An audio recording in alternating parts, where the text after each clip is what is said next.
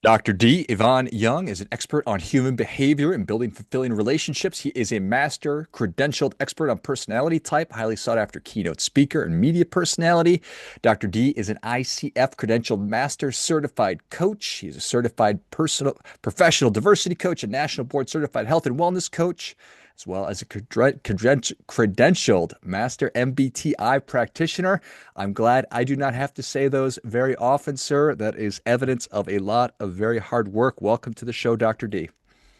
Thank you, man. It's I don't have to say that a lot either, so that makes two of us. Well, I'm glad to have you on. Tell us a little bit about your personal lives, more about your work, and why you do what you do. At day's end, I'm a guy that just cares about people. I think that we live in a world where kindness, empathy, and compassion is in short supply. My mission in life is to be a guy that hopefully reflects those decisions because they're not so much character traits, though people think they are, but the decision to be kind, to be empathetic, and to be compassionate is something I strive for. In terms of personal life, I've dedicated my entire existence, especially in this season in my life, to creating transformational outcomes for people and helping people to get answers to questions they didn't even know to ask. I like that a lot. We need to have, there's so much value in a good question and Yeah. to be able to ask somebody else, but then to be able to turn that around and ask ourselves, because there's a lot to uncover, but we need the right tool. And sometimes a question could be the right tool. Yeah, definitely that. When I look at offerings like your podcast, so many people are searching for an answer, they just don't know to what. And when we take a moment to look at the things that are probably getting on our nerves, the stuff that's going on right here, right in your face, there's a bunch of nuggets behind that. And my experience has been the more challenging the season, the more troubling the turmoil, there's probably something inside of there that is stimulating or agitating you so that something deep inside of you or something that's just right at the surface been trying to break through now has justification to reveal itself. So the stuff that we find ourselves looping on or being irritated by, that's potentially data for us. Definitely. I mean, have you ever had a season in your life where you look back and you're just looking at everything you did well? Well, many of us have, some haven't. But if you look at a season in your life where you were pressed, where back was to the wall, you may have felt hopeless, discouraged, but somehow you tapped into some part of yourself that you may or may not know existed. That's the stuff that gives us self-efficacy. That's the stuff that attracts people to us. Nobody cares about how you shine, but they do care and appreciate when they can look at you, see themselves in you, and have some hope. That's a big thing. Self-efficacy. Tell me more about that. Self-efficacy in short definition is when someone can revisit a time or a situation where they were had to back up against the wall, where they had to figure a way out. In some way, they did. The more that you do that, it gives you courage that the next time something challenges you, you can remember, well, I remember that time when, or, the other day. So if I made it through that, I can make it through this. That's a powerful thing. People talk about, they say leveling up, and that's sort of a trite, kind of a throwaway term these days, but that's sort of what that is you're proving to yourself that you're capable. You're proving to yourself that you're somebody that I can rely on myself. I know that when the bad things happen, a storm comes, that I'm not going to just be crushed by it. Yeah, yeah. And when you're working with a clinician, a coach, a mentor, even if you're a leader in an executive situation, your job is to ask people these open-ended questions and allow them to tap into the strengths that they had. Because here's the thing, as a dually master credential practitioner, if I give you the answer, what did you learn? And then if I give you the answer and it doesn't work, who are you going to blame? So the truth is, my better bet is to remind you of who you are and what you're capable of. And if I can do that through us interacting clinically, that's called motivational interviewing. Another term is appreciative inquiry. But when we do things like that, we actually tap into neurochemistry. And at that point, neuroscience kicks in. If I may, George, can I explain this a bit? Do I have your permission? Please. When we look at our typical day, many of us are walking around in fight or flight mode, and we don't even know it. So a couple of examples. In prehistoric times and early evolutions of mankind, it was the growl in the bushes, right? Or late at night, your fire didn't give you enough illumination for you to see what's over there. So you hear something growl or something move, and you kind of wake up, you perk up, and you know you're either going to have to fight or run or just be still if you want to live. Well, in 2026, that happens just because we got a text message from somebody.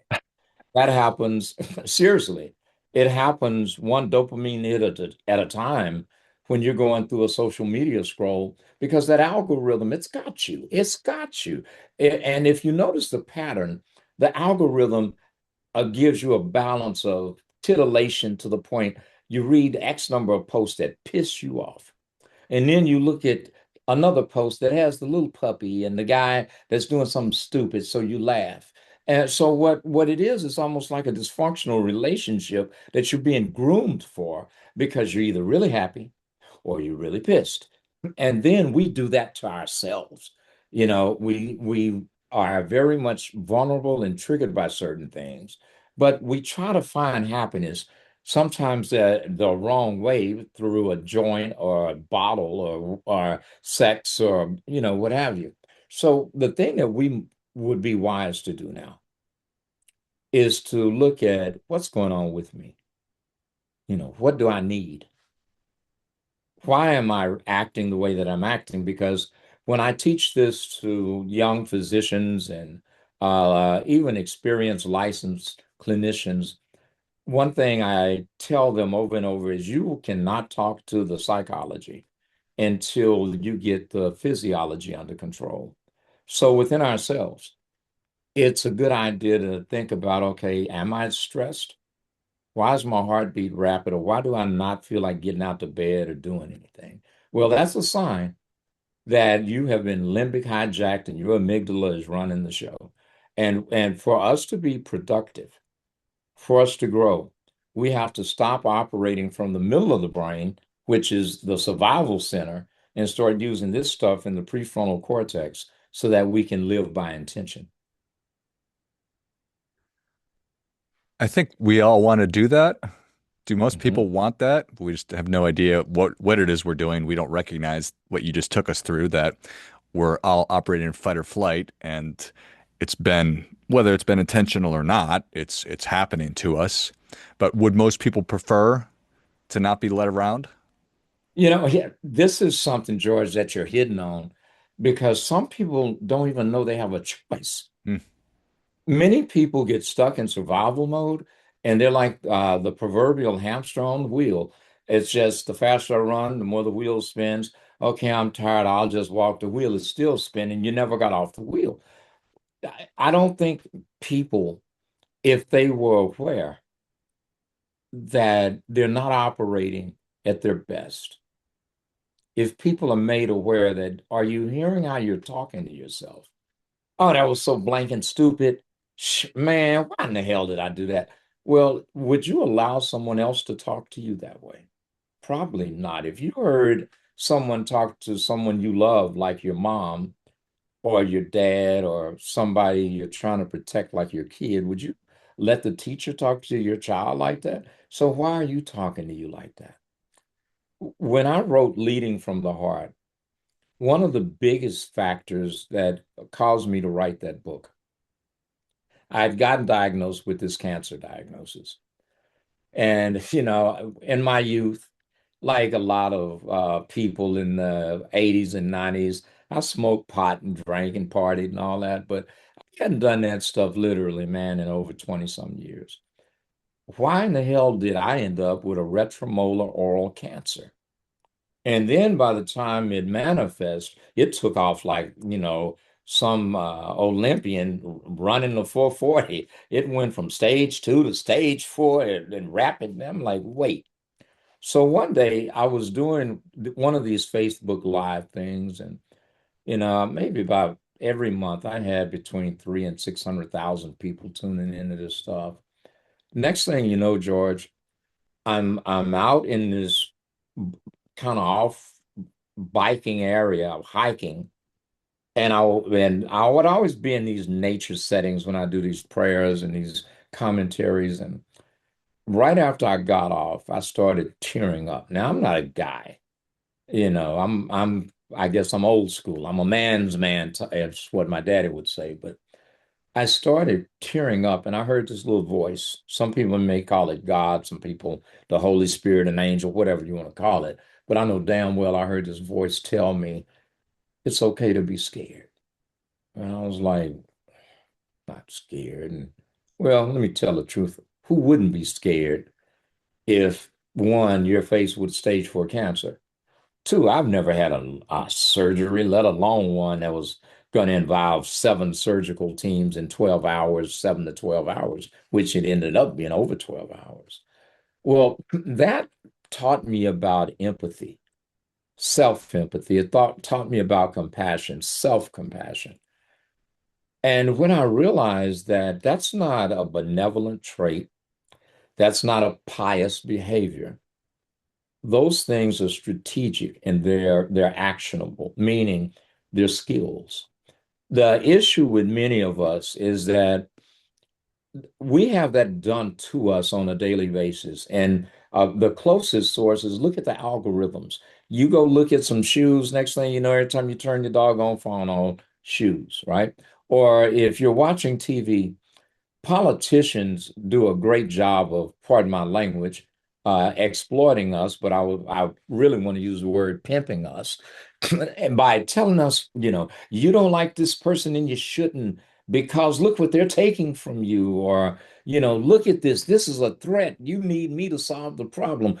And we weren't even thinking about being threatened. We weren't thinking about this person. But when people speak to your voids, your fears, the things you feel you have no control over.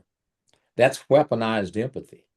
And basically, when they do that to you, they only want you to vote. Once they get your vote, they could care less about you. Once they get you to buy that product, okay, good luck on the service. Go buy that car. Well, in 2 years, you're going to be pissed about that car, right? So we can use empathy in a positive way. We can ask ourselves, what do I need right now? Maybe, and for many of your listeners, George, if some people they need to tell somebody no and realize it's a complete sentence. You don't need to explain anything. No is a complete sentence. And when I say that, I mean setting up boundaries. There are times when you need to tell yourself no and ask yourself, instead of drinking another bottle of wine or smoking another joint, what else could I do? Okay, maybe go for a walk. That sounds awfully boring. But see, when you go for the walk, you're not doing something that's messing up the surfactant in the alveoli in your lungs, nor are you eroding your kidneys and your liver, right? So by being empathetic with ourselves, we have an opportunity to change the quality of our lives as well as increasing our longevity and our well-being. Beautifully said. So what do I need right now? Let's say I need a release. I'm gonna go have that beer. I'm gonna go smoke that joint. Then whatever. Say okay, I could do that, but those have negative consequences to me. What else could I be doing? I could take a walk. Um, First and foremost, do people have a hard time? You mentioned I'm a guy's guy. I'm not gonna cry. I'm strong. I'm not gonna do that. So, what am I doing? I just need to sort of bear down and kind of get through this. Yeah. Is there some of that going on too with people? Well, here's the deal. We have times in life where we do need to bear down and we need to push through. But when we've been bearing down and pushing through every damn day, how is that good, right? How is it good when we don't rest, when we don't do something as simple as just say, I'm just going to sit here, I'm going to chill. Yeah, one of our issues with technology is we have become enslaved by it rather than liberated with by it. And when we abandon things like enjoying a good conversation with an old friend, but we can see them online and we can click on and do a fist bump or LOL or look at we if we really want to show up, do a GIF. Oh man, what about calling this dude and just say, "Hey, bro, how are you?" Because men, especially men, I wrote a blog on that. We don't do that. We don't call each other and just say, "Man, I was thinking about you. You good? Are you all right?" We don't say things like, I just want to tell you, man, I haven't forgot about you. I haven't forgot about that time when I needed you and you had my back. Why don't we go shoot some pool or throw some darts, right? These things that we have adapted that cause us to tell someone what we do before we tell them what we're called. That's a problem. Another sign is when you look more forward to leaving home than you do coming home, or the other one, you don't want to spend any time by yourself. Well, if you don't want to be alone with you, why in the hell would somebody else want to be alone with you? Because these things are warning signs. They're yellow and, in my opinion, sometimes red flags snapping in the wind. So it would be a good idea. One day, here's an exercise I'm going to give you guys. Just map your thoughts for half a day. Like every hour, take a pen, use your phone, and just type in what did I think about the last hour? And be honest, just whatever it is. Like what did I think about? Then after 6 to 12 hours, preferably if you can do this for 2 days, it's even better. But if after 12 hours you look at that list and on that list you had drink a beer 5 times. On that list, you had some chick or some guy's name 5 times. That should tell you that your attention is much more focused on things that are external to you, and you're not paying enough attention to what's going on with you internally. Some more really good evidence right there. Is it prudent to sit down and think about a list of activities that you could pivot to or make the decision of? So when you do catch yourself wanting to do something mildly destructive or extremely destructive, that you could say, nope, I've made the decision that I'm going to do X, Y, or Z. I think that is a great starting point. There's this theorem called the trans-theoretical model of change. And it basically says pre-contemplation. That's like, I don't know. I don't care if I do this. I don't even know if I want to. Then there's contemplation where you're weighing, okay, if I do, what's the cost versus the benefit? And then there's this preparation stage where it's like, you know what? That's the fourth pair of pants I put on. Hell, I can't button them up. Maybe I need to stop eating and go into the gym. So I'm going to go to so that preparation stage is powerful. Well, that's what you're talking about. You're talking about that time when you have now contemplated. and thought about, man, I smoked. I got 3 packs of cigarettes. I see 3 packs. And I bought 3 packs to last me 3 days. Why in the hell did I do that? Or you look up and you're like, okay, that's the I'm smoking it. I remember when I was smoking pot when I was younger. I would smoke a joint in the morning because I just woke up. Then, okay, it's time to eat lunch. I'd smoke a joint. Okay, well, just got home from class or work. Let me smoke another joint. All right, this chick is coming over. Let me smoke a joint. And I started realizing, I'm like, what is wrong with you? I mean, everything you want to amplify by smoking a joint. Well, some people are laughing at me because they're like, that's some old school shit. No, it's not. The truth is, we all do that. Some people do it with a glass of wine. Some people do it with religion. Some people do it with work. Bottom line is, you have empowered something other than you to help you escape your own life. And what we have to think about is, if I am going to make that decision, like what you said earlier, George, is that let me at least have a plan. Let me think that, you know what, I might still smoke this joint, but if I do, I'm not going to do it till after I'm going to get up from here. I'm going to go walk around the block I'm going to ride my bicycle, and I'm going to ride my bike and a Peloton if you can't go outside. I'm going to get on the Peloton. I'm going to spend 30 minutes, and then I'm going to do whatever my crutch is, right? Pretty soon, if you continue that behavior, you're not going to need the crutch, but it happens by taking that first step. I love it. What are you empowering in your life? Hmm.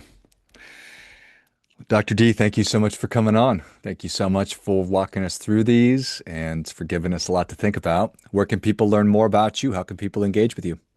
Well, it's real simple. My middle name is controversial because it's Yvonne, but it's Doctor. Put the D in front of it. Here's why. There's a guy that has, well, I'm not going to say it. I don't want to badmouth anybody, but just put the D in front of my name. So it's D and spell like Ivan, Ivan, last name Young. You could just Google me or ask Chat or Gemini or Claude or something. But I'm available on all the normal stuff, Instagram, LinkedIn, what have you. The books, you can just type my name in or go into any bookstore, and my books are there. And my TED Talks and all that junk is on YouTube. Bottom line, hit me up. And if there's anything I can do to help you get to know you better and have you live the life that I know you deserve, please reach out. I'm definitely here for you. Love it. Well, if you enjoyed this as much as I did, show Dr. D your appreciation. Share today's show with a friend who also appreciates good ideas. You could find Dr. D on all over the internet. It's D Ivan Young. You can pick up his books. I will link to those in the notes of the show. You can find his TED Talks on YouTube. I will link to those in the notes of the show as well as everywhere else and encourage you to get in touch with him. Thanks again, Dr. D. Hey, George, thanks for having me, man. It was a blast. Yeah, pleasure. Until next time, remember, do your part by doing your best.